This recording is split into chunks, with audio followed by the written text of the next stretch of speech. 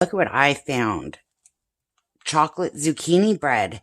This is from my inherited recipes cookbook from old family. This is all handwritten from, like, some of them are clear back from the early 1900s.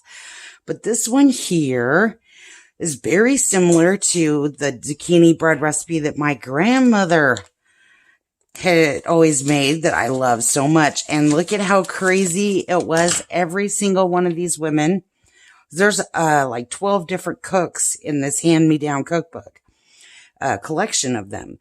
But every single one of them had their own version of zucchini bread written down in their personal cookbooks.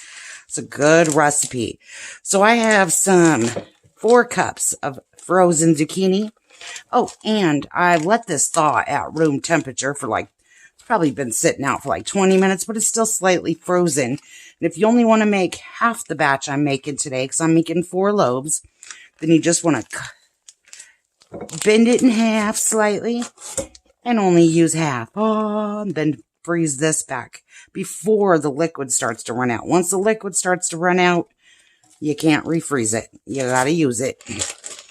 Okay, so you're going to see it is still way too frozen. So I'm going to cheat and I'm going to defrost this for just a few seconds until we're just past the ice crystals here. Or you could leave it in the fridge overnight. And while we're waiting for that, we will get our stuff ready here.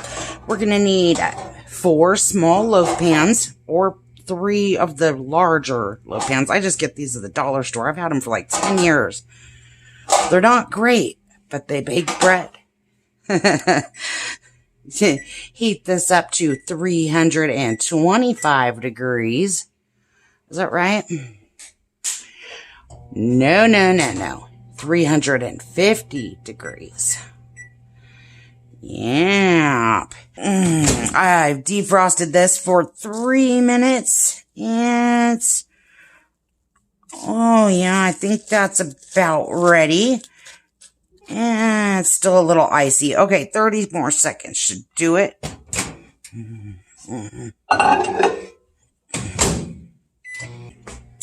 And then we're going to oil these while clinking them together. Yeah, you can hear that they're thin. But you know, sometimes that makes a much crispier, crunchy, sweet crust.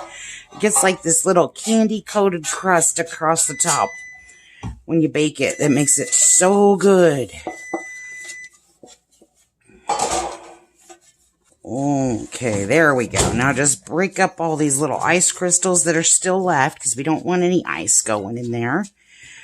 Yeah. Okay, now we're going to softly drain off this liquid. This is going to be our dessert after dinner tonight. It's good for dessert, breakfast, or lunch. It's a one for all. Alright, to get that off of there. Next thing we're going to need is 3 eggs. But my eggs are a little bit on the small side. So I'm going to do... We don't need 3 eggs. We're doubling this, so we need 6 eggs. But I'm going to do 1 extra egg just to make sure, because my eggs are a little bit on the small side. 1, 2, 3. Whoa, I just soaked the side of my baking soda jar. Chroma made a mess again. Oh, every time. There we go. Oh, I got a shell. Last egg in there and I got a shell. Wouldn't you figure? Get over here. You just use the eggshell to fish it out. It'll catch on that a lot easier than it will chasing it around with your finger. As she chases it around with her finger. Oh, you bastard. Making me look bad. There you go. What else do we need? We're going to need 2 cups of oil. So we have 4 cups of zucchini, 7 eggs, and 4 cups of oil. We're making 4 loaves of bread, and we're not going to eat them all at once, I hope, but we might. It's good. But this stuff freezes so well, and it keeps in the fridge for like a week. Where's my measure cup?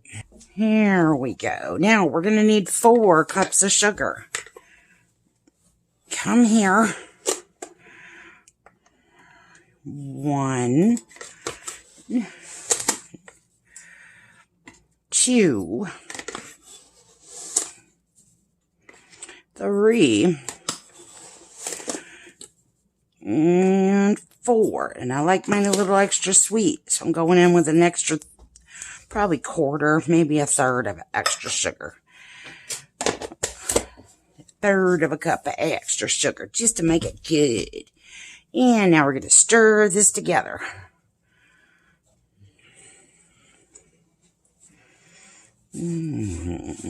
All this sugar and this oil makes that zucchini just disintegrate. Like a good coleslaw. When you add the vinegar to the cabbage, it just makes it soft. Okay, now just set this aside. We're going to need 5 cups of flour. Is this bowl going to be big enough? Oh yeah, we're going to make it work. Okay. 5 cups of flour.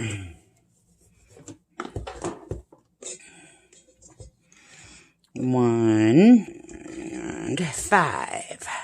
There we go. And no, my measure cup is not dirty. If you look closely, this is part of an M&M bowl that came off in the dishwasher because they don't make stuff the way they used to. $16 for 4 little bowls, and the damn sticker came off of one of them in the dishwasher. 1 cup of baking cocoa, but I don't want to go in there and get flour into my cocoa. So I'm just going to spoon it in here until it's slightly heaping, and hopefully I won't make a mess. This is just unsweetened baking cocoa. Oh, almost spilled it. Dang it.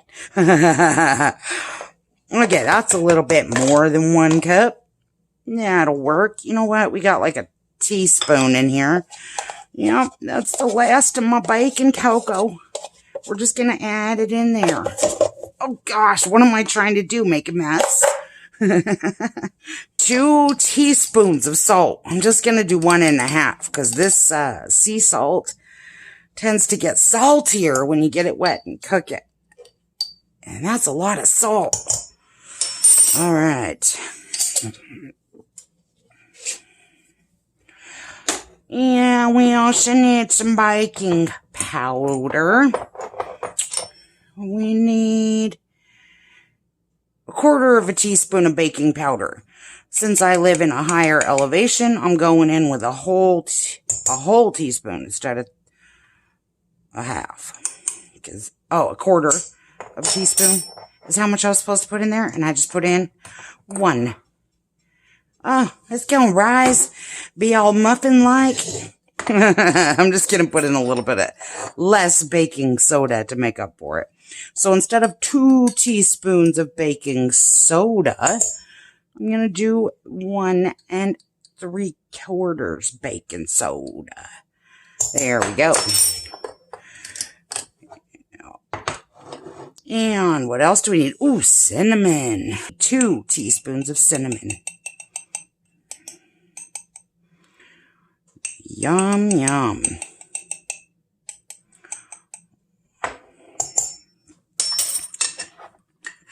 Okay, looks like that's all of it. Yep, that's it. And use a whisk. Sift together, or you can just use a whisk. Yep. And now we're going to add this dry stuff to our wet stuff. Oh, look at me. I didn't mix that very good, did I? Oh.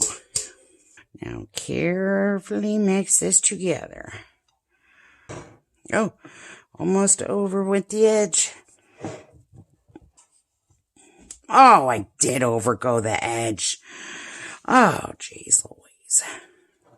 One of the things I didn't think about is how heavy this glass was going to be, trying to pour it into my pans. Oh, let's see if I'm strong enough.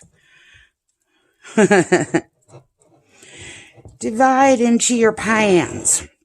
It should be about 3 cups in each one. Let's see. Let's just get a measure cup. No, that would be lame. Here's what you're gonna do.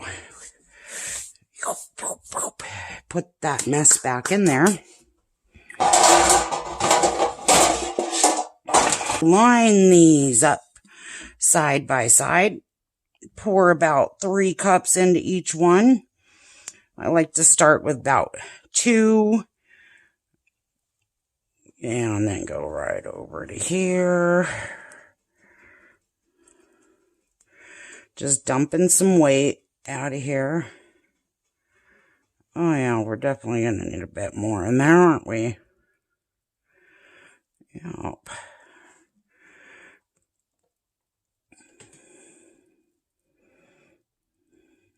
It's much easier to put some in than it is to take some out.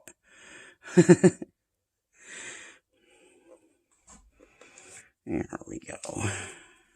Let's save a little bit for my first one there, because it's a little bit low.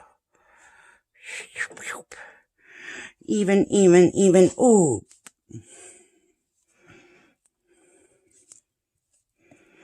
Totally optional. But if you have some chocolate chips, because this is going to be good. Sprinkle those across the top. And if you try to put that in the batter, they'll all just sink to the bottom and melt into nothing, and you won't really be able to taste them because we already put chocolate in this dough. I'm just putting about a 1/4 cup across each one. Or that one there, a lot more. That was an accident. Well, one's going to be super chocolate, I guess. There we go. Can't have too many chocolate chips on a sweet bread. And now we're going to put these in the center of the oven, but we're going to space them apart about 1 inch so the airflow can get through them while it cooks. And we're going to bake these for 55 minutes to an hour. Check them with a toothpick in 55 minutes.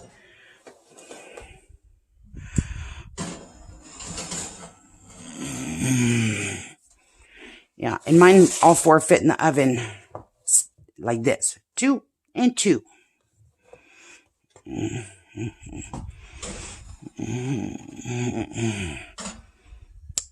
Yep. Oh, my oven is a mess because I lit it on fire trying to toast sweetened coconut last week. So don't look at the mess. Okay, we'll be back in 55 minutes.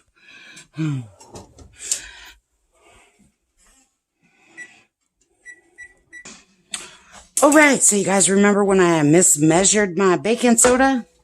That is what happens when you accidentally add too much leavening. Don't do what I did. Do what I say, not what I do. And make sure this is not stuck around the edges. I've let this cool down for about, oh gosh, it's probably been 30 minutes at least.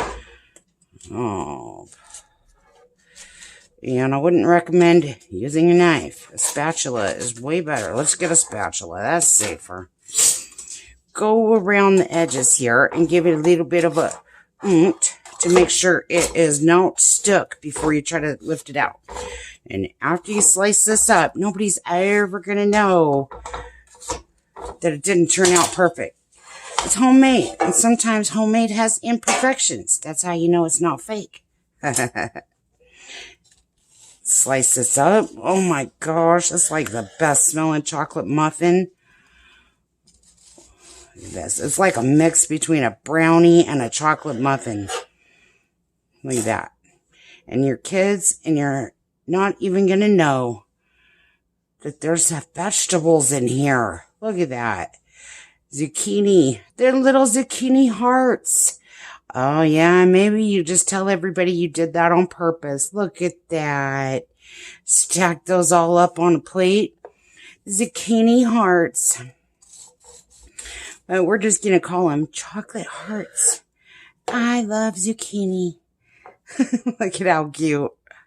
All right. And if you want to freeze the rest of these, you're going to need to let them cool all the way to room temperature or overnight. And you can leave them out at room temperature overnight as long as you don't cut into it. Because once you cut into it, the side that's cut will get dry. Which still tastes really good.